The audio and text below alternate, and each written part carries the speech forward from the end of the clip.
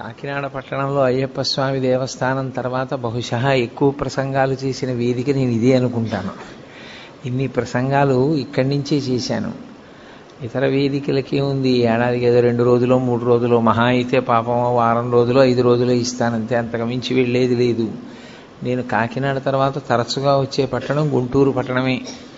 దానికి 2 ప్రధానమైన కారణాలు. ఒకటి, నాకు ఈ ప్రాంగణం పట్ల ఉన్నటువంటి భక్తి. 2, హరిప్రసాద్ గారి మీద ఉన్నటువంటి ఆప్యాయత. ఈ 2 కారణాల చేత ఇక్కడికి తరచుగా వస్తుంటా.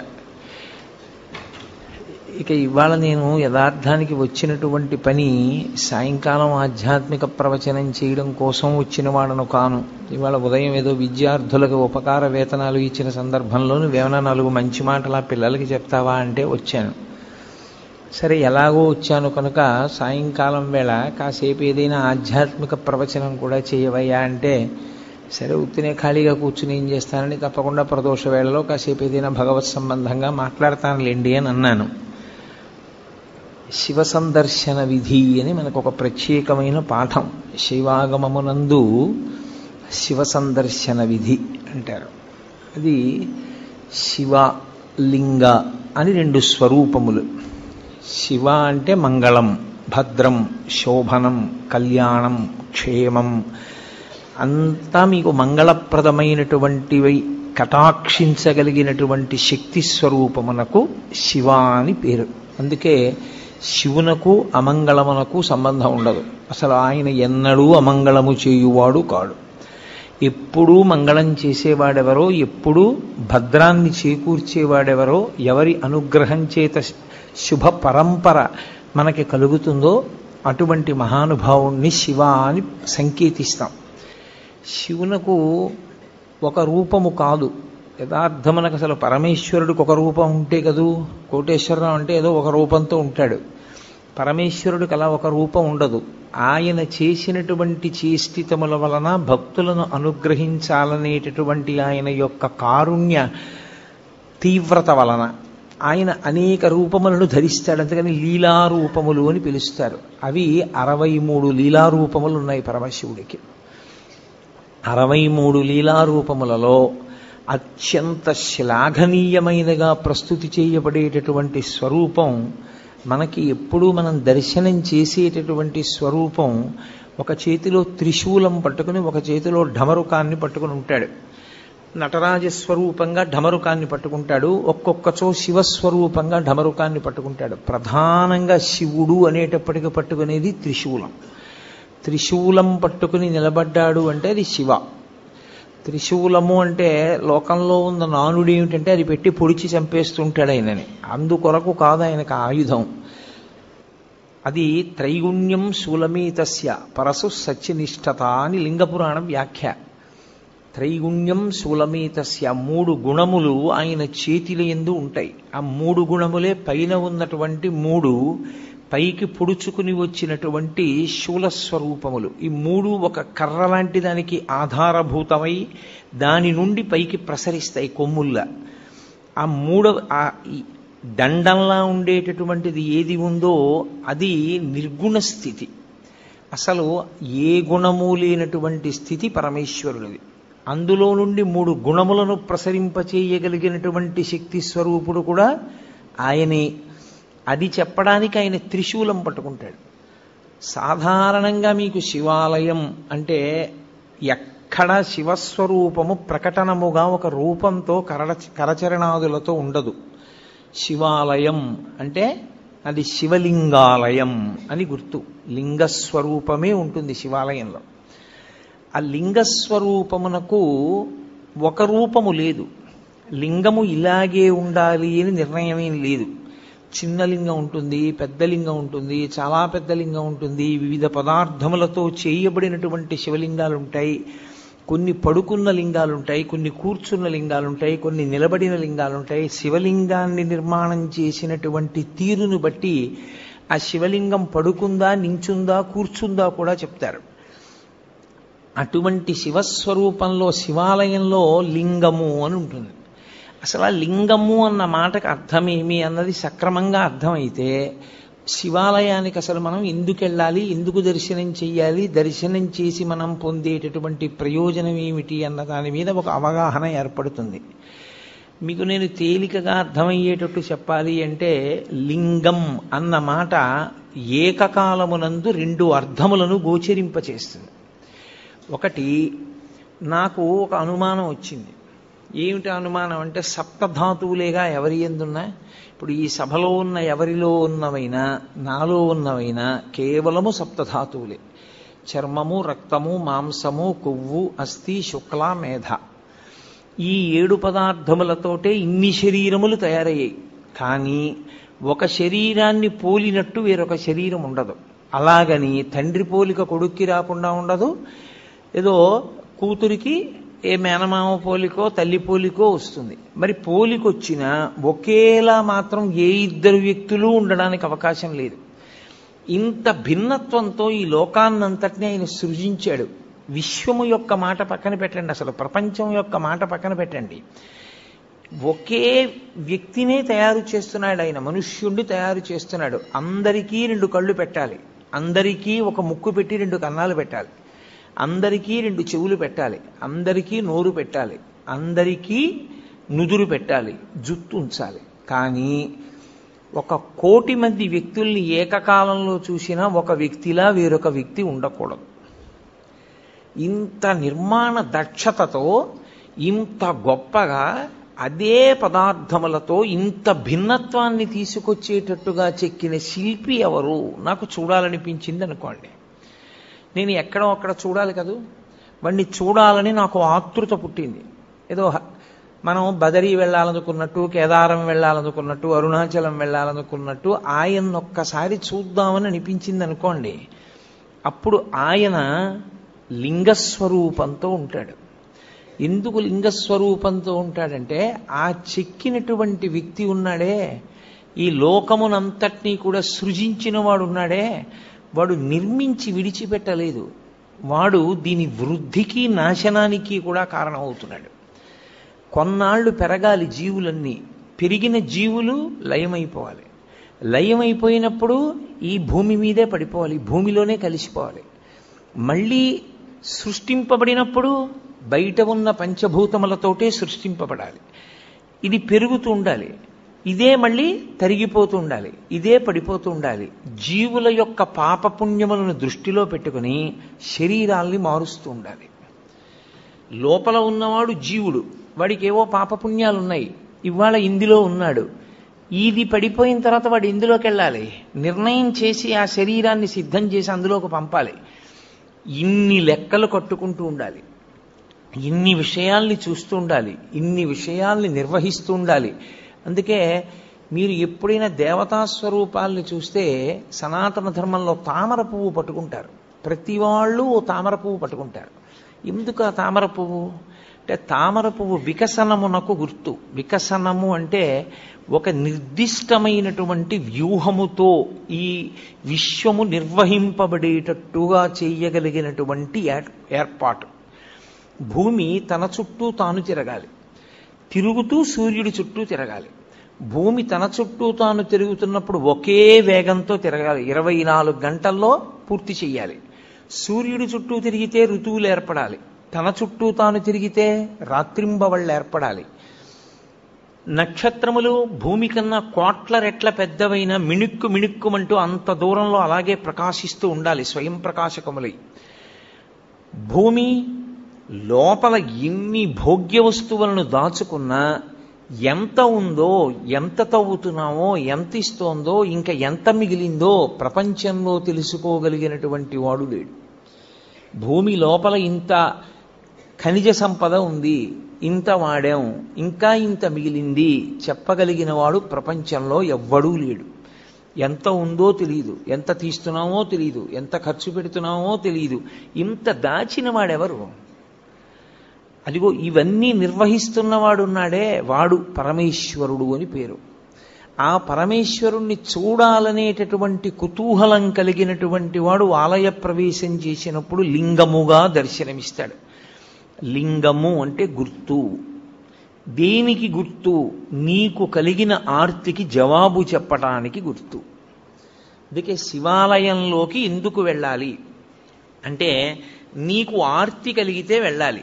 ఏ ఆర్తి కలిగితే వెళ్ళాలి అంటే, నీకు అసలు ఈ విశ్వాన్నంతటినీ నిర్మించి నిర్వహించి లయం చేస్తున్న వాణ్ణి చూడాలి అని నీకు అనిపిస్తే అప్పుడు శివాలయంలోకి వెళ్ళాలి. ఆ వెళ్ళినప్పుడు నీకు కలిగేటటువంటి అనుభూతి వేరు, అది లేకుండా శివాలయంలో ప్రవేశిస్తే ఉండేటటువంటి స్థితి వేరు.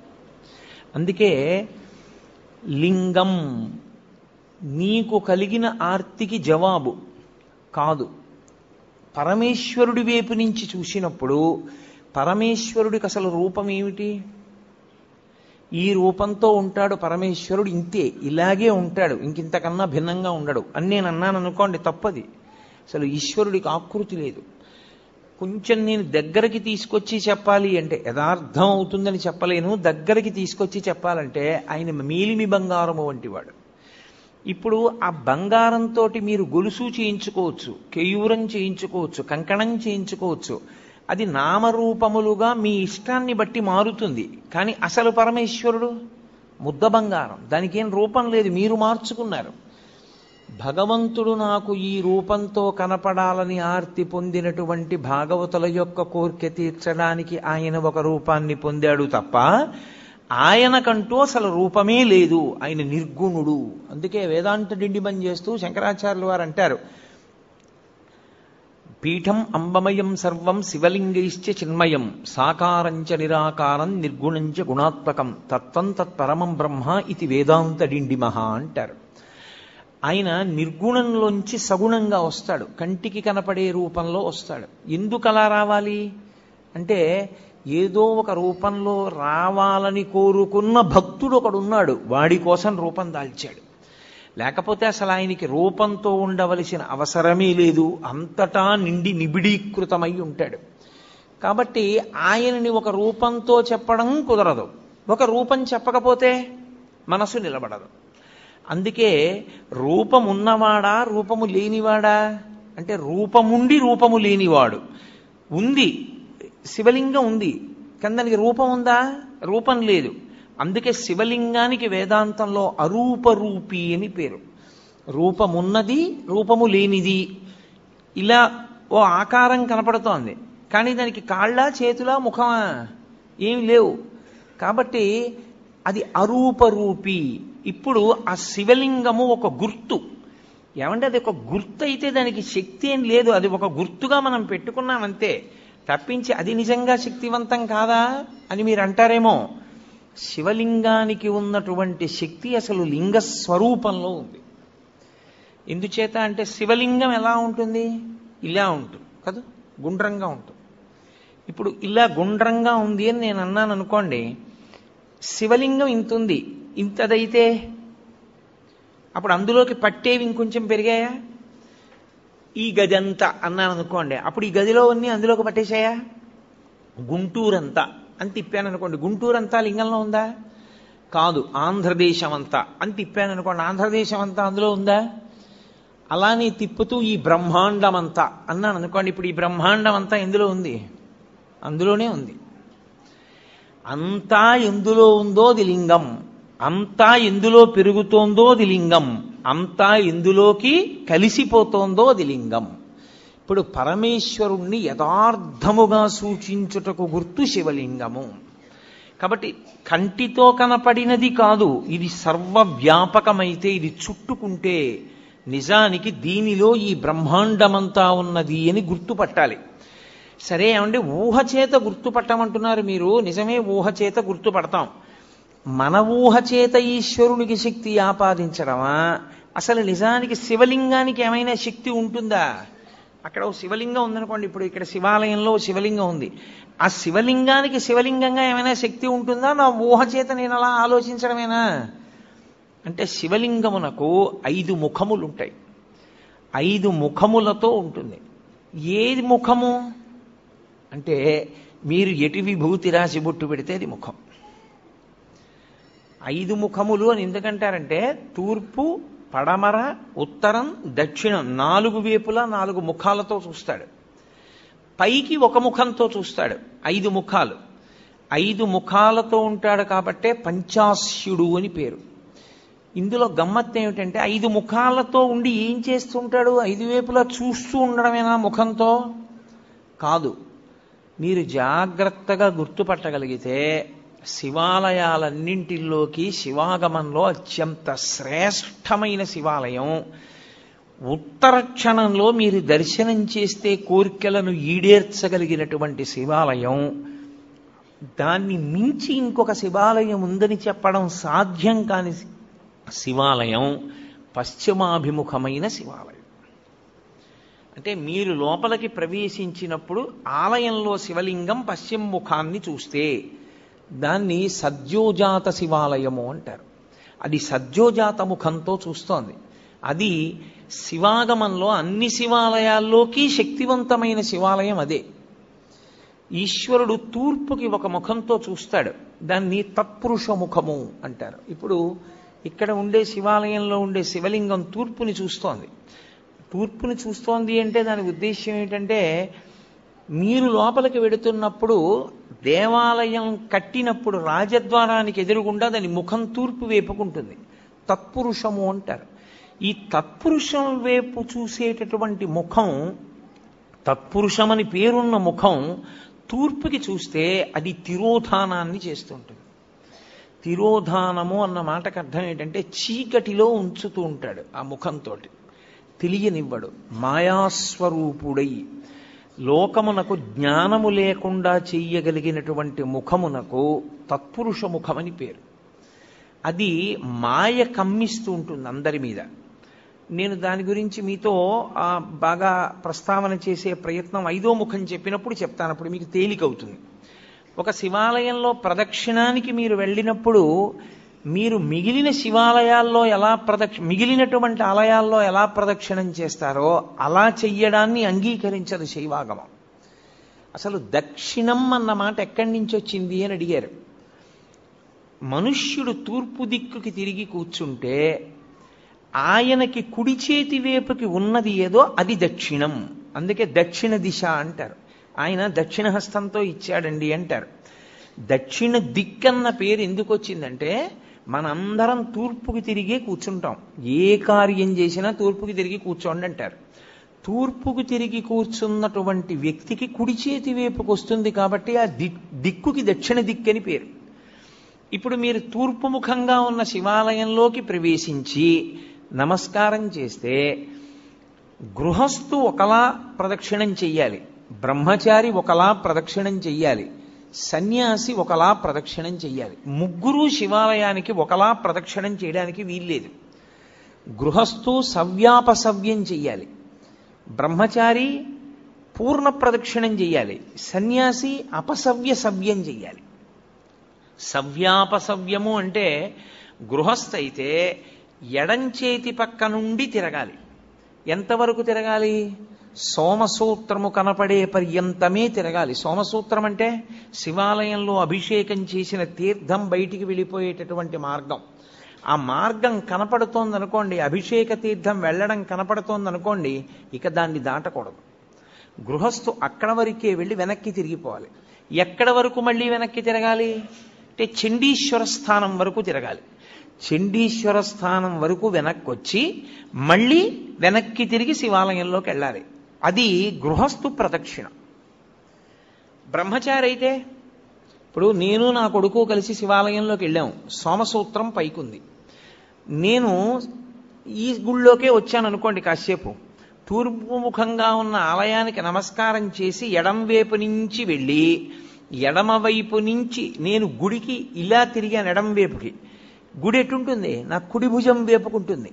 అంటే పూజనీయమైనవి కుడి భుజం వైపుకి ఉంచి ప్రయాణం ప్రారంభిస్తే ప్రదక్షిణం చేశాడంటారు.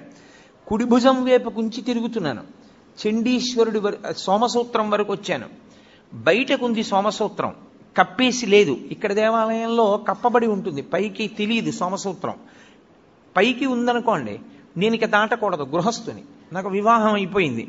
అప్పుడు నేను వెనక్కి వెళ్ళిపోవాలి. వెనక్కి వెళ్ళి మళ్ళీ తిరిగి చండీశ్వర స్థానం దగ్గరికి రావాలి. నా కొడుకు వాడు బ్రహ్మచారి, వాడికి పెళ్ళి అవ్వలేదు ఇంకా, వాడు సోమసూత్రం దాటచ్చు. వాడు సోమసూత్రం దాటి గుండ్రంగా తిరిగి శివుడికి ఎదురుగుండా వస్తాడు. నేను సోమసూత్రం దాకా వెళ్ళి వెనక్కి వెళ్ళి చండీశ్వరుణ్ణి చూసి చండీశ్వరుడి దగ్గర నుంచి మళ్ళీ తిరిగి శివలింగం దగ్గరికి వస్తాను. నాకు అది ప్రదక్షిణం, బ్రహ్మచారికి అది ప్రదక్షిణం. సన్యాసి వస్తే సన్యాసి సవ్యం చేయకూడదు, ఇలా ఎడం పక్క నుంచి వెళ్ళకూడదు, కుడి పక్క నుంచి తిరిగి పూర్ణ ప్రదక్షిణం చెయ్యాలి. శైవాగమం అలాగే చెప్పింది, అలాగే చెయ్యాలని చెప్పింది. కాబట్టి శివాలయంలో ప్రదక్షిణము అందరికీ ఒక్కలా ఉండదు. శివాలయంలో ప్రదక్షిణం చేసేటప్పుడు పదఘట్టన వినపడకూడదు. మీ అడుగుల చప్పుడు కాని వినపడిందా ప్రదక్షిణం చేసేటప్పుడు మహాపాపం వేస్తారు ఖాతాలో. పాదాల చప్పుడు వినపడకుండా ప్రదక్షిణం చేస్తే పరమశివుడు అంత ప్రసన్నుడవుతాడు. శివాలయంలో ప్రదక్షిణం చేత వచ్చేస్తుందంతే శక్తి అంతా. ఎలా ప్రదక్షిణం చెయ్యాలని అడిగారు. నిండు గర్భిణి ఇంకొక గంటలోనో 2 గంటల్లోనో ప్రసవం అవుతుంది. కిందంతా బిందెతో నూనె పోసేశారు. ఆమెకు ఒక పెద్ద బింది ఇచ్చి నీళ్లు చంకలో పెట్టారు, డొక్కలో. ఆమె పట్టుకుంది. ఇప్పుడు ఆ నూనె ఉలికిపోయిన నేల మీద నడుస్తోంది. ఆమె ఎంత పరాకుగా అడుగు వేసి నడుస్తుందో ప్రదక్షిణ సమయంలో అంత పరాకుగా అడుగు వేసి నడవాలి, చప్పుడు రాకుండా. అదే ఉపమానాన్ని వాడింది శైవాగమం. యథాతథంగా మీకు నేను ఆ ఉపమానాన్ని అందించాను. అంత మెల్లగా పదఘట్టన లేకుండా తిరగవలసి ఉంటుంది. అందుకే అడుగడుగు ప్రదక్షిణం అంటారు. ఇలా అడుగు వేసి దాని ముందుకు తెచ్చి అడుగు వేస్తారు, మళ్ళీ అడుగు వేస్తారు. నిశ్శబ్దంగా ప్రదక్షిణం చేయాలి. శివాలయంలో ప్రదక్షిణం చేస్తూ ఏమీ మాట్లాడకూడదు. అసలు శివాలయంలోకి వెళ్ళి లింగాన్ని చూడడం కాదు. మీరు శివాలయంలో శివుడు 8 రూపాలతో ప్రకాశిస్తూ ఉంటాడు. ఇప్పుడు ఈ 8 శివస్వరూపాలే. శివాలయం యొక్క గోడ కనపడింది అనుకోండి, శివుడు కనపడినట్టు. అందుకే పూర్వం ధ్వజం ఎంత దూరం కనపడుతుందో అంత దూరము చెప్పులు విప్పి మేళతాళాలు మోగించేవారు కాదు. అలా ఊరేగింపు వెళ్ళిపోతుంది అనుకోండి, ఏదో పెళ్లి ఊరేగింపు, దేవాలయానికి ధ్వజం కనపడితే ఇక ఆ ధ్వజం కనపడినంత దూరం మేళతాళాలు మోగించేవారు కాదు. ఎందుకంటే ఈశ్వరోత్సవం అయితేనే మోగించాలి. శివుడే లెక్క ఆ గోడ. ఆ గోడ దగ్గరికి వెళ్ళి నువ్వు ఏదైనా చెయ్యకూడని పని చేస్తే శివలింగం మీద చేసినట్లే లెక్కలో కడతారు శాస్త్రంలో. అందుకే అన్ని ప్రాకారాల నిర్మాణం అందుకు చేసేవారు, రక్షించడానికి. దీని శివాలయం యొక్క ప్రాకారము శివుడు, శివాలయం యొక్క గోపురము, పెద్ద ఆలయ గోపురం ఉంటుంది, ఆ ఆలయ గోపురము శివుడు, ధ్వజస్తంభము శివుడు. మీరు లోపలికి వచ్చిన తర్వాత శివలింగం ఉన్నటువంటి ఆలయ గోపురము శివుడు, లోపల ఉన్న శివలింగము శివుడు, అర్చక స్వామి శివుడు, చండీశ్వరుడు శివుడు, బలిపీఠము శివుడు. 8గా ఉంటాడు శివుడు. ఈ 8 మీకు ఏది కనపడినా మీకు శివదర్శనమైనట్టు లెక్క. నేను గోడ ఒకటే చూశాననుకోండి, నేను శివదర్శనం చేసినట్టు. నేను ధ్వజం వంక చూశాననుకోండి, నాకు శివదర్శనం అయిపోయినట్టు. నేను గోపురం చూశాననుకోండి, నేను శివదర్శనం చేసేసినట్టు. నాకు అర్చకుడు కనపడ్డాడనుకోండి, శివదర్శనం చేసినట్టు. చండీశ్వర స్థానం దగ్గరికి వెళ్ళాడనుకోండి, శివదర్శనం చేసినట్టు. ఈ 8 చూశాడనుకోండి, పూర్ణంగా శివదర్శనం చేసినట్టు. ఎందుకంటే శివతత్వము ఎప్పుడూ అష్టమూర్తి తత్వంగానే వెడుతుంది. 8 అంకెకి కట్టుబడాలి శివతత్వం. అందుకని ఈ 8 యందు పరమశివుని యొక్క తేజస్సు ఉంటుంది. శివుడే 8గా ఉంటాడు. ఈ 8 మీరు ఏది దర్శనం చేసినా శివాలయంలో శివదర్శనము చేసినట్లే. కాబట్టి ఇప్పుడు తూర్పున ఉన్నటువంటి ముఖం తత్పురుష ముఖం.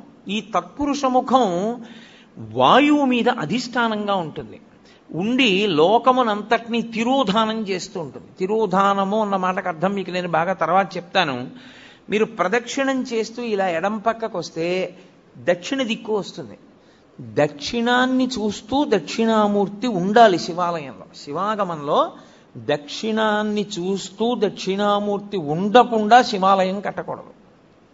ప్రదక్షిణం చేసేటప్పుడే దక్షిణామూర్తి కనపడాలి. దక్షిణామూర్తి దక్షిణాన్ని ఎందుకు చూస్తాడంటే ఆయన మృత్యుంజయుడు. ఆయన ఉత్తరాన్ని కూర్చుని దక్షిణాన్ని చూస్తాడు. మృత్యువును గూర్చినటువంటి భయము లేనివాడు ఆయన. ఆయన పాదములు పట్టుకుంటే మృత్యుభీతి పోతుంది. భయం పోతుంది. అందుకే దక్షిణామూర్తి స్వరూపం అసలు సమస్త ఐశ్వర్యము దగ్గర నుండి, చదువుల దగ్గర నుండి, మోక్షము వరకు దక్షిణామూర్తి ఇవ్వలేనటువంటిది లోకమునందు లేనే లేదు. అసలు మీకు నేను ఒక గొప్ప రహస్యం చెప్తాను. ధ్యానం చెయ్యడానికి అత్యంత యోగ్యమైనటువంటి స్వరూపం ఏదో తెలుసా?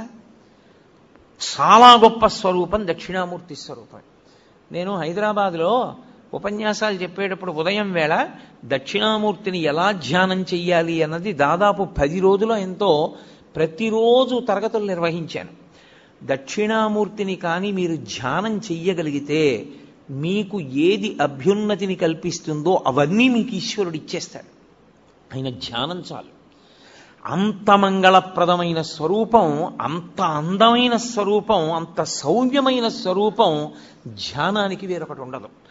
అత్యంత ఆకర్షణీయమైన మూర్తి నటరాజు. అత్యంత మంగళప్రదుడు, ధ్యానయోగ్యుడు దక్షిణామూర్తి. అందుకే ప్రపంచం అంతటా కూడా నటరాజ విగ్రహాలు ఎత్తుకుపోతారు. పాశ్చాత్య దేశాల్లో నటరాజ విగ్రహాలు కొంటూ ఉంటారు. ఎందుకో తెలుసా? అసలు ఆ స్వామి భంగిమ అలా ఉంటుంది.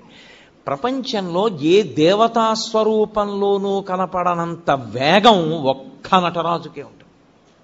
అసలు అలా నటన చేసేటటువంటి వాడు మీకు ఎక్కడ ఇక సృష్టిలో కనపడడం. అంత వేగం ఉంటుంది నటరాజులో. అందుకు వాళ్ళు ఆ మూర్తులు ఎత్తుకుపోతూ ఉంటారు. ఎందుకంటే దొంగతనం చేసి కొంటూ ఉంటారు. అసలు ఆ రూపం ఎలా వచ్చిందని వాళ్ళు అధ్యయనం చేస్తారు. ఇప్పుడు నాకు చాలా పెద్ద జుత్తు పెంచుకున్నాను అనుకోండి, ఇలాగా నేను ఇలా అన్నాను అనుకోండి, నా జుత్తు అంతా ఇటు ఎగురుతుంది. నేను అంతే వేగంగా ఇలా అన్నాను అనుకోండి, ఆ జుత్తు ఇటు ఎగురుతుంది. నేను ఇలా అన్న జుత్తుకి పడే లోపల ఇలా అంటే మళ్ళీ ఇటు జుత్తు ఇటు, ఇటు జుత్తు ఇటు ఉండేటట్టుగా తలని అంత వేగంగా తిప్పుతున్నాను అనుకోండి, అంటే ఈ జుత్తు ఇటు పడదు, అసలు ఈ జుత్తు ఇటు పడదు. ఇది ఇటిలా లేచి ఉంటుంది, ఇటిలా లేచి ఉంటుంది.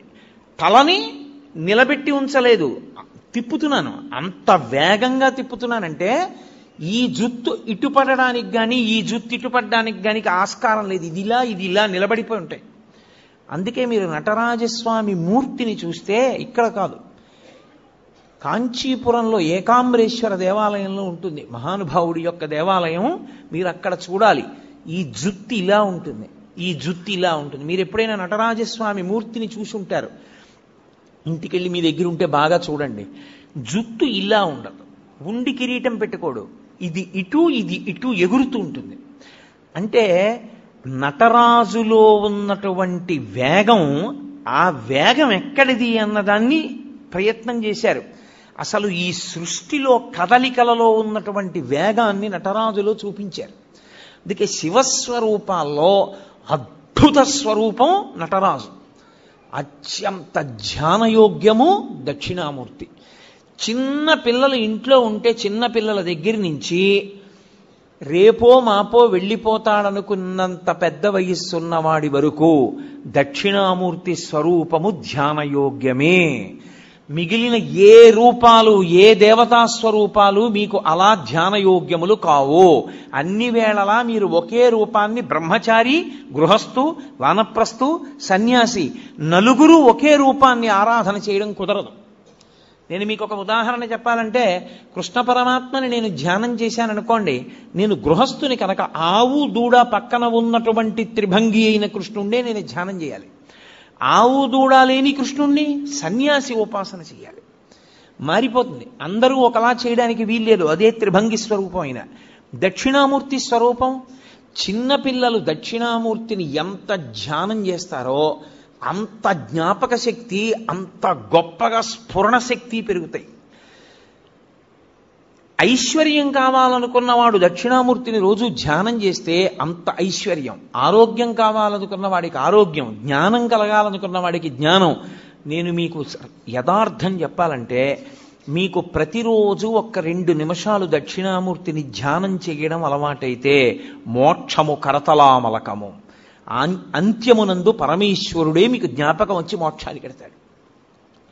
అంత గొప్ప స్వరూపం దక్షిణామూర్తి స్వరూపం.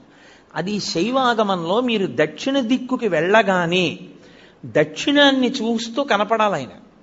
కనపడగానే మీరు అభిముఖంగా ఉండకూడదు. మీరు ఇటు పక్కకెడితే తూర్పు ముఖం చేస్తారు. తూర్పు ముఖం చేసి మీరు ఆయన పాదాల వంక చూసి నమస్కారం చెయ్యాలి. ఇక్కడ మీరు చాలా అదృష్టవంతులు. ఇక్కడ ఉన్నటువంటి శివాలయంలో ఆగమానికి సరిపోయేటట్టుగా అద్భుతమైనటువంటి దక్షిణామూర్తి స్వరూపం ఆ శివాలయానికి ప్రదక్షిణం చేసేటప్పుడే దక్షిణంలో ఉంది. చాలా శివాలయాలు ఇవాళ రేపు కడుతున్నటువంటి శివాలయాలలో అసలు ఆ వైభవం లేదు. అంత గొప్ప స్వరూపం దక్షిణామూర్తి స్వరూపం. ఈ దక్షిణ దిక్కుకి చూసేటటువంటి మూర్తి దక్షిణామూర్తిగా మనని చూడమని చెప్తారు. అన్నీ మీకు ఇస్తాడు. కానీ శివలింగం యొక్క దక్షిణానికి చూసేటటువంటి ముఖానికి అఘోరమని పేరు. అది అగ్నిహోత్రానికి అంతటికి అధిష్టానమై ఉంటుంది. ఉండి ఈ సమస్త ప్రపంచాన్ని లయం చేసేది అదే. అందరు జీవుల్ని పడగొట్టి తనలో కలుపుకునేటటువంటి తత్వమున్నటువంటి పరమేశ్వర స్వరూపం దక్షిణాన్ని చూసేటటువంటి అఘోర స్వరూపం. అందుకే శివాలయానికి ప్రదక్షిణం చేస్తే నియమం వేరు. మీరు ఏదో ఇలా తిరగడానికి వీల్లేదు శివాలయంలో. ఇప్పుడు మీరు ఇక్కడున్న శివాలయంలోకే వెళ్ళారనుకోండి, మీకు బాగా అర్థమయ్యేట్టు నేను చెప్పాలంటే, మీరు లోపలికి వెళ్ళి చూడగానే చేతులు జోడించి ఓం తత్పురుషముఖాయ నమః అనాలి. ఒకవేళ భక్తులకి ముఖాలు తెలియవేమోనని బోర్డు పెడతారు. అందుకే అసలు శివాలయంలో బోర్డు ఉండాలి. లేకపోతే మీకు ముఖాల పేర్లు ఎలా గుర్తుంటాయి? గుర్తుండవు. గుర్తుండాలి. ఉండని వాడికి సౌలభ్యం కోసం బోర్డు పెడతారు. బోర్డు పెడితే ఓం తత్పురుషముఖాయ నమః అని నమస్కారం చేసి మెల్లగా దక్షిణానికి వెళ్ళాలి. మళ్ళీ అభిముఖంగా పై చూసి ఓం అఘోరముఖాయ నమః అనాలి. ఎవడు అలా అంటూ ప్రదక్షిణం చేస్తుంటాడో వాడు మళ్ళీ పుట్టవలసిన అవసరం లేని రీతిలో జ్ఞానం ఇచ్చి కలుపుకుంటాడు. అందుకని దక్షిణామూర్తి ఉంటారు దక్షిణానికి. లేకపోతే ఆయన లోకాన్నంతటిని లయం చేసి మళ్ళీ పునర్జన్మలిచ్చే స్వరూపమై ఉంటాడు. అందుకే అగ్నికి అధిష్టానమై ఉంటాడు. మీరు దక్షిణాన్ని దాటి పశ్చిమానికి వచ్చారనుకోండి, శివాలయంలో ఆగమం ప్రకారం ఏమిటంటే పశ్చిమ దిక్కున సుబ్రహ్మణ్యేశ్వరుడు ఉండాలి. ఉండి పశ్చిమానికి వెడితే మళ్ళీ మీరు గుడికి ఎదురుగుండా నిలబడాలి. ఆ గుడి యొక్క గోడకి ఎదురుగుండా నిలబడి ఓం సద్యోజాతముఖాయ నమః అనాలి. సద్యోజాతము అనబడేటటువంటి ముఖం పశ్చిమ దిక్కుని చూస్తూ ఉంటుంది. ఆ పశ్చిమ దిక్కుని చూసేటటువంటి సద్యోజాత ముఖము పృథివికి అధిష్టానమై ఉంటుంది. అది సృష్టికంతటికీ కారణం అదే. ఆ ముఖంలోంచే ఈశ్వరుడు మళ్ళీ పునః సృష్టి చేస్తుంటాడు. అందుకే లోకంలో మాట అంటారు, శివాలయానికి ప్రదక్షిణం చేస్తే తీరని కోరికుందా అంటారు. కారణం ఏమిటో తెలుసా? బిడ్డలు పుట్టాలన్న కోరిక దగ్గర నుంచి సమస్త కోర్కెలు శివాలయంలోనే తీరుతాయి. కాబట్టి ఇప్పుడు పశ్చిమాన్ని చూసేటటువంటి ముఖం సద్యోజాత ముఖం. అటు తిరిగి అంటే పశ్చిమానికి వెళ్ళినప్పుడు తూర్పుకి తిరగాలి. తూర్పుకి తిరిగి ఓం సద్యోజాత ముఖాయ నమః అనాలి. సద్యోజాత ముఖమే అత్యంత శక్తివంతమైనటువంటి ముఖం. ఇప్పుడు సద్యోజాతాన్ని దాటి మళ్ళీ వెనక్కి వెళ్ళడం ప్రదక్షిణ విధి పక్కన పెట్టండి. మీరు అది దాటితే ఉత్తర దిక్కుకు వస్తారు. ఉత్తర దిక్కుకు వచ్చినప్పుడు మళ్ళీ శివాలయం గోడకి ఎదురుగుండా నిలబడాలి. నిలబడి ఓం వామదేవాయ నమః అనాలి. వామదేవుడు అంటే ఎవరు అన్నది శివమహాపురాణం చెప్పింది. ఏమ్మా పిల్లని కాసేపు బయటికి తీసుకెళ్ళకూడదా?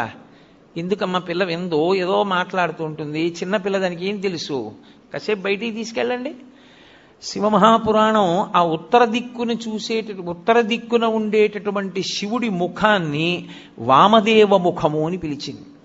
దాని గురించి మాట్లాడుతూ మంగళాయతనం దేవం యువానమతిమంగళం ధ్యాయేత్ కల్పతరోర్మూలే సుఖాసీనం సహోమయా అంటుంది లింగపురాణం.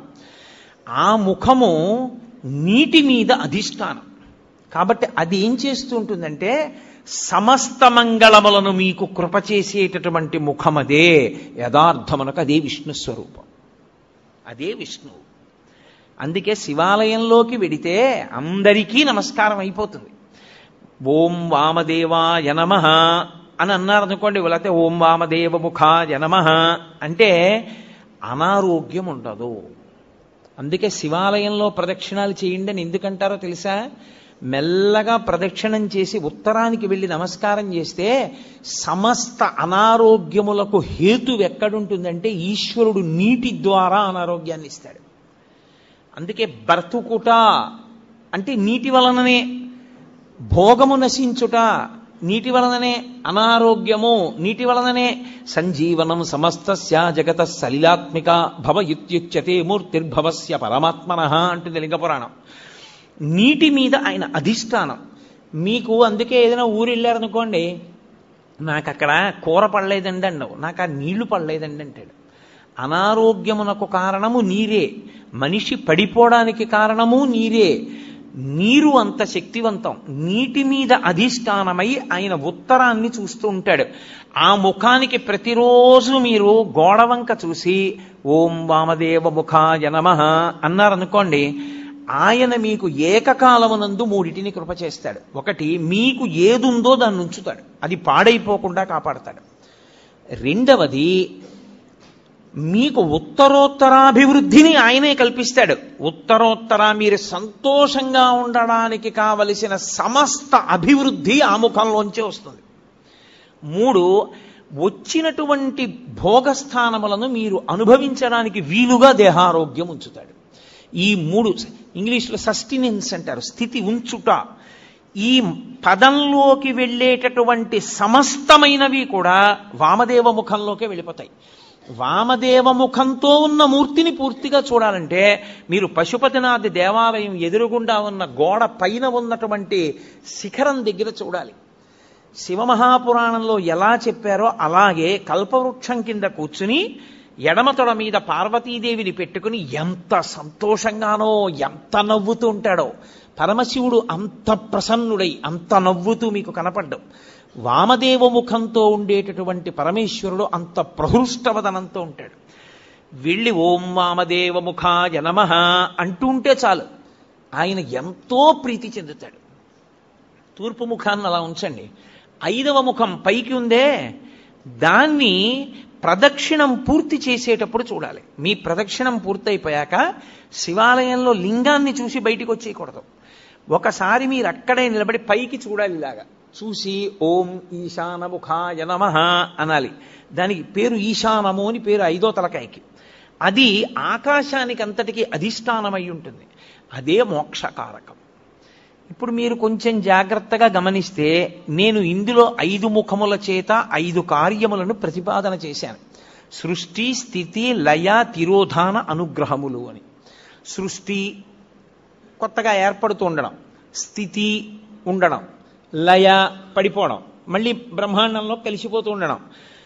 తిరోధానము అన్న మాటకు అర్థం ఏమిటో ఇప్పుడు నేను చెప్తాను చూడండి. తిరస్కరణీ విద్య అని ఒక విద్య, తిరస్కరణీ విద్య ఉందండి ఆయన దగ్గర, చాలా జాగ్రత్తగా ఉండండి అంటారు. తిరస్కరణీ విద్య అంటే ఏమిటో తెలుసా? ఆయన తనకి ఉన్నటువంటి ఉపాసన బలం చేత, తనకి వశమైనటువంటి దేవతల కృప చేత అక్కడ ఉన్న వస్తువు మీకు కనపడకుండా చేస్తాడు. దాన్ని తిరస్కరణీ విద్య అంటారు. అప్పుడు ఏమవుతుందంటే ఆయన ఏ దేవతని పిలిచాడో ఆ దేవత మీకు కనపడకుండా చేస్తుంది ఆ వస్తువుని. చిన్న చిన్న దేవతల్ని పట్టుకుని ఉపాసన చేస్తారు. చేస్తే తిరస్కరణీ విద్య స్వాధీనం అయిపోతుంది. తిరస్కరణి ఎంత గొప్పదో అలాగే అవతల వారిని వశీకరణం చేస్తారు. వాళ్ళు ఎప్పుడూ ఇంకా వాళ్ళకే వశవర్తులైపోతారు. అలా వశీకరణ విద్య, ఇవన్నీ విద్యలు ఉంటాయి. ఇందులో తిరస్కరణీ విద్య అక్కడ ఉన్నది కనపడదు, కనపడకుండా చేస్తాడు. అక్కడది ఉన్నది కనపడకుండా చెయ్యడం తిరస్కరణీ విద్య అయితే, తిరస్కరణి ఎక్కడి నుంచి వచ్చిందో తెలుసా? తిరోధానము. తిరోధానము అంటే ఉన్నది కనపడకుండా లేనిది ఉన్నట్టు కనపడుతుంది. చూసారా, మాంత్రికుడు మాయ చేశాడండి అంటారు. అదే తిరస్కరణీ విద్య. తిరోధానము అంటే ఏది ఉన్నదో అది కనపడకుండా, ఏది లేదో అది ఉన్నట్టు కనపడుతుంది. సత్యము అసత్యముగా, అసత్యము సత్యముగా కనపడేటట్టు చేయగలిగిన ముఖమునకు తత్పురుష ముఖం అని పేరు. అది తిరస్కరణి. ఏది దాస్తోంది అది? అదే మాయా. శంకర భగవత్పాదుల యొక్క ప్రతిపాదన అక్కడుంది. అందుకని పీఠాధిపతులందరూ చంద్రమౌళీశ్వరారాధన చేస్తారు. వాళ్ళందరూ చంద్రమౌళీశ్వరారాధన ఎందుకు చేస్తారంటే వాళ్ళెవ్వరూ మాయకి కట్టబడకుండా జ్ఞానమునందు నిలబడడానికి శంకరాచార్యుల వారు పెట్టిన పద్ధతి. ఇప్పుడు తిరస్కరణి ఉన్నది ఆత్మ ఒక్కటే, పరమేశ్వరుడు ఒక్కడే ఉన్నాడు. ఒక్కడే అయిన పరమేశ్వరుడు కనపడకుండా విశ్వము కనపడుతూ ఉంటుంది. అబ్బో ఎంతమంది ఉన్నారో, ఎన్ని మొక్కలు ఉన్నాయో, ఎన్ని పువ్వులు ఉన్నాయో అంటాడు. తప్ప ఉన్న విశ్వనాథుడు కనపడడు. విశ్వనాథుడు కనపడకుండా విశ్వం కనపడేటట్టు చేస్తాడు. అలా కనపడినంత కాలం మాయకి వశుడైపోయాడు గుర్తు. మాయకి వశుడైనంత కాలం మళ్ళీ పుడుతూ ఉంటాడు. మళ్ళీ పుట్టినవాడు మళ్ళీ చస్తూ ఉంటాడు. మళ్ళీ చచ్చినవాడు మళ్ళీ పుడుతూ ఉంటాడు. అంటే సృష్టి స్థితి లయ తిరోధాన, సృష్టి స్థితి లయ తిరోధాన వీటిలో తిరుగుతాడు. 5వది అనుగ్రహం, మోక్షమూర్తి. అది దక్షిణామూర్తి దగ్గర ప్రారంభం అవుతుంది. ఆయన అనుగ్రహించాడా అసలు ఉన్న వస్తువు కనపడే అసత్యమైన వస్తువు కనపడకుండా పోతుంది. అసత్యమైన వస్తువు కనపడకుండా పోవడం అంటే మీకు యథార్థము ఎరుకలోకి వస్తుంది. ఒరే ఇది నేను కాదురా, ఇది నేను తొడుక్కున్నటువంటిది ఈ శరీరం. అసలు నేను లోపల ఉన్న అహంస్ఫురణ, లోపల ఉన్న ఆత్మ నేను, ఆ ఆత్మ సర్వవ్యాపకమై ఉన్నది. అందుకే అందరూ నేను నేను నేను అంటున్నారు. మా ఎక్కడి నుంచి వచ్చింది? అందులో ఉన్న నేను ఒకటే, ఇందులో ఉన్న నేను ఒకటే. నాకు ఆకలేస్తోంది నేను అన్నప్పుడు నేను బాధపడుతున్నాను అంటే నిజానికి అందులో ఉన్న నేను బాధ ఏదో, ఇందులో ఉన్న నేను బాధ అదే. కానీ ఇందులో నేను అనేటప్పటికి అందులో నేనుని నేననదు, నువ్వు అంటుంది. ఇక్కడ నేనే అక్కడ నేనై ఉన్నా ఆ నేను ఈ నేను కలిపి ఒకటే అని అనుభవంలోకి వచ్చిందనుకోండి, తిరోధానం పోయిందని గుర్తు. నేను నువ్వు అందనుకోండి, తిరోధానమునందు ఉన్నాడని గుర్తు. అంటే ఈశ్వరుడు మాయ కమ్మిస్తున్నాడని గుర్తు. అంటే మళ్ళీ పుడతాడని గుర్తు. ఈశ్వరుడిది తీసేసి జ్ఞానం ఇచ్చేశాడు, అద్వైత భావన యందు నిలబడిపోతాడు. రెండవ వస్తువు లేదు, ఉన్నదొక్క పరమేశ్వరుడే. ఎరుకలోకి వచ్చేస్తుంది. ఆ ఎరుకలోకి వచ్చిందా మోక్షము. 5వ ముఖం మోక్షాన్ని ఇస్తుంది, ఊర్ధ్వముఖం. అందుకే శివలింగానికి మాత్రమే పృష్ఠభాగంలో కూర్చుని పూజ చెయ్యకూడదన్న నియమం లేదు. ఇప్పుడు మీరు రామాలయంలోకి వెళ్ళారనుకోండి, రామాలయంలో ఎదురుగుండా కూర్చుని పూజ చేస్తారు, అంటే పక్కకు కూర్చుని పూజ చేస్తారు. అంతేగాని రామాలయంలో వెనకాతల కూర్చుని పూజ చేస్తానండి అంటే అది శాస్త్రీయం కాదు, అలా చేయకూడదు. శివలింగానికి ముందు కూర్చోవచ్చు, పక్కన కూర్చోవచ్చు, వెనక్కి కూర్చోవచ్చు, పైన పొయ్యొచ్చు. ఎందుకని? అన్ని ముఖాలే, 5 వైపులా ముఖాలే. ఏ ముఖం నుంచి నీళ్లు జారినా మీకో ఫలితం ఉంటుంది. ఎటు నుంచి నీళ్లు జారనివ్వండి, అది మీకు వెంటనే ఒక ఫలితాన్ని ఇచ్చేస్తుంది. అందుకే పైన పోస్తారు, అన్ని ముఖాల నుంచి జారతాయి. ఇప్పుడు శివాభిషేక తీర్థాన్ని తొక్కకూడదు. అది కాని తొక్కాడా ఉత్తర క్షణం పూర్వజన్మలలో చేసుకున్నటువంటి పుణ్యము నశించిపోతుంది. మరి ఎలా, ఎవరు చేస్తారు అభిషేకం? అందుకే ఒక్కరికి మాత్రమే అధికారం ఇచ్చి ఆయన్ని శివస్వరూపంగా గుర్తిస్తారు. గుర్తించి ఆయనకి దీక్ష ఇచ్చి ఎవరు ఆ ప్రత్యేకమైన దీక్ష యందు ఉంటాడో వాడికొక్కడికే అభిషేకం చేసేటటువంటి అధికారం ఉంటుంది. కొంతమంది గృహస్థులుగా ఉంటారు, దేవాలయాల్లో అర్చకత్వం చెయ్యరు, కానీ వారికి ప్రత్యేకమైన దీక్షలు ఉంటాయి. ఆ దీక్ష ఉన్నవాడు ఆలయంలోకి వెళ్ళి అభిషేకం చేయొచ్చు, ఏమీ దోషం ఉండదు. తప్ప అందరూ అభిషేకాన్ని శివాలయంలోకి వెళ్ళి చెయ్యకపోవడానికి కారణం అదే. నిజానికి మేం బ్రాహ్మణం అండి, అందుకని మేము లోపలికి వెళ్ళి అభిషేకం చేసుకుంటామని వెళ్లకుండా ఉండడమే మంచిది. అలా వెళ్ళకూడదు. శాస్త్రం శాస్త్రం, నేను శాస్త్రం ఒక్కటే చెప్తా, పై మాటలు మాట్లాడడం నా జన్మలో నాకు అలవాట్లేదు. లోపలికి వెళ్ళి చెయ్యవలసిన వాడు అర్చకుడొక్కడే. నీకు శాంభవ దీక్ష లాంటి దీక్షలుంటే నువ్వు వెళ్ళడానికి అర్హుడు. అటువంటి దీక్ష నీకు లేకపోతే నువ్వు లోపలికి వెళ్ళి అభిషేకం చేయడం మంచి పద్ధతి కాదు. అర్చకుడే చెయ్యాలి. నువ్వు తొక్కుతావు అనవసరంగా, లేనిపోని ఇబ్బందులన్నీ వస్తాయి. ఎందుకని తెచ్చుకోవడం? కాబట్టి శివాలయము 5 ముఖములతో ఉండి 5 మీద అధిష్టానంగా ఉంటుంది. ఇదే అమ్మవారి పరంగా చెప్పారనుకోండి, పంచకృత్య పరాయణ, ఈ 5 అమ్మవారు చేస్తుందంటారు. అందుకే ఒకచో అమ్మవారు చేస్తుంది, ఆవిడ నిర్వహిస్తుంది, అప్పుడు మధురై అంటారు. మీనాక్షి అన్నీ చేస్తుంది, సుందరేశ్వరుడు ఊరుకుంటాడు. అలాగే చిదంబరం పరమేశ్వరుడు చేస్తాడు, అమ్మవారు ఊరుకుంటుంది. అందుకే ఎక్కడ ఉండేటటువంటి తత్వము అక్కడ ఉంటుంది. కాబట్టి అమ్మవారు చేస్తుంది, అయ్యవారు చేస్తారు ఈ పంచకృత్యములను. శైవ సిద్ధాంతమునందు ఈ 5 పరమశివుడు చేస్తాడు అని మనం శివ సందర్శన విధి యందు శైవాగమని చెప్తుంది. అందుకుని అలా చూడాలి. శివాలయంలోకి వెళ్ళినప్పుడు శివలింగాన్ని 3 మూర్తులుగా చూడవలసి ఉంటుంది. స్థూలలింగము, సూక్ష్మలింగము, భద్రలింగము అని 3. స్థూలలింగము అంటే ఆలయం యొక్క గోపురం. అందుకే శివాలయంలోకి వెడుతూనే ఏవీ మాట్లాడవద్దు అని చెప్తారు. నువ్వు ఇవన్నీ చూస్తూ వెళ్ళు. ఆలయ శిఖరం వంక చూస్తే స్థూలలింగాన్ని చూసినట్టు, ఆలయంలో ఉన్న శివలింగాన్ని చూస్తే సూక్ష్మలింగాన్ని చూసినట్టు, బలిపీఠాన్ని చూస్తే భద్రలింగాన్ని చూసినట్టు. బలిపీఠము అంటే ఉగ్రభూతములు తిరుగుతుంటాయి వాతావరణంలో, వాటిని మీరు దేవాలయంలో భక్తుల్ని ఇబ్బంది పెట్టవద్దని కొంచెం అన్నం తెచ్చి బలిహరణ మంటపం మీద పెడతారు. అవి తింటాయి, ఆ మంటపం మీద ఉన్న అన్నం తింటాయి. అవి భక్తుల జోలికి రావు. ఆ బలిపీఠాన్ని చూస్తే భద్రలింగ దర్శనం చేసినట్టు. మీరు ఎప్పుడైనా గమనించారో లేదో, ఒక్క శివలింగానికే ఒక ప్రత్యేకమైన గుర్తు ఒకటి ఉంటుంది. మీరు ఎప్పుడైనా చూడండి, అన్ని శివలింగాల మీద ఉండదు అలాగా. మీరు కొన్ని శివాలయాల్లోకి వెళ్ళినప్పుడు శివలింగం దగ్గరికి వెళితే దాని మీద కొన్ని గీతలు ఉంటాయి ఇలాగా. అది ఏమిటో తెలుసా గీత? అలా గీత ఎందుకు ఉంటుందో తెలుసా ఎవరికైనా? అలా గీత ఉంటే దాన్ని బ్రహ్మసూత్రము అని పిలుస్తారు. అలా గీత ఉంది అంటే నీ అదృష్టం పండి నువ్వు అక్కడికి వెళ్ళావని గుర్తు. 1000 మాటలు ఓ శివాలయంలోకి వెడితే నీకు ఎంత ఫలితమో, అలా గీతలు ఉన్నటువంటి శివలింగం ఉన్న గుళ్ళోకి వెడితే అంత ఫలితం. విశేషమైన ఆరాధనీయమో అని గుర్తు. అలాంటి శివలింగం ఉన్న గుడిలోకి వెడితే తప్పకుండా మీరు మీ ద్రవ్యాన్నో, మీ బలాన్నో, మీ సంపత్తినో, మీ పాటనో, మీ పద్యాన్నో, మీ కష్టాన్నో అక్కడ వినియోగించాలి. శివలింగం మీద గీతలు కనపడ్డాయనుకోండి, బ్రహ్మసూత్రం ఉందనుకోండి, బయటికి వచ్చి కాళహస్తీశ్వర శతకంలో 2 పద్యాలు చదవాలి. బయటికి వచ్చి మీకు వచ్చిన శ్లోకాలు 2 చెప్పాలి. పాటలు వచ్చిన వాళ్ళైతే 2 పాటలు పాడాలి. బలం ఉన్నవాడివైతే పల్లకి పట్టుకోవాలి, లేదా గుడి కొంచెం సేపు తుడిచి వెళ్ళిపోవాలి. నీ దగ్గర డబ్బున్నవాడివైతే వెంటనే ఆ శివాలయంలో నువ్వు 100 రూపాయలు ఖర్చు పెట్టేవాడివి, బ్రహ్మసూత్రం ఉన్న శివలింగం ఉంటే 1000 రూపాయలు ఖర్చు పెట్టాలి. ఎందుకంటే నీ జన్మ పడ్డి అక్కడికి వచ్చావని గుర్తు. అది 1,000,000 రెట్ల ఫలితాన్ని ఇచ్చేస్తుంది. ఒక రుద్రాభిషేకం ఒక చోట చేస్తే ఏ ఫలితమో, బ్రహ్మసూత్రం ఉన్న శివలింగానికి చేస్తే 1,000,000 రెట్లు విశేష ఆరాధనా ఫలితముని ఇచ్చేస్తుంది ఆ శివలింగం. అలా ఇవ్వగలిగిన శివలింగం అని గుర్తు చెప్పడానికి వచ్చిన వాళ్ళకి బ్రహ్మసూత్రం ఉంటుంది దాని మీద. అది చెక్కినప్పుడే ఆ బ్రహ్మసూత్రం చెక్కుతారు. బ్రహ్మసూత్రం ఉన్నది మీకు పరాకు చెప్పినట్టు శివలింగం మీద. జాగ్రత్తగా ఉండు సుమా. తేతలి అని ఒక గ్రామం. మహానుభావుడు రాజరాజ నరేంద్రుడు వెళ్ళిపోతుంటే ఒక పాము అడ్డొచ్చింది, వెళ్ళనివ్వాల సైన్యాన్ని. ఏమిటి ఇలా అడ్డొచ్చిందని చెప్పి తెల్లవారుధామున వెళ్ళి చూశాడు. అద్భుతమైనటువంటి శివలింగం, దాని మీద ఉంటుంది బ్రహ్మసూత్రం. నేను ఎన్నో దేవాలయాల్లో చూసా బ్రహ్మసూత్రం ఉన్న శివలింగాల్ని. బ్రహ్మసూత్రం ఉన్నది మీ అదృష్టం పండిపోయిందని గుర్తు. మీరక్కడికి వెళ్ళి అపచారం చేసినా అంతే, 1,000,000 రెట్లే.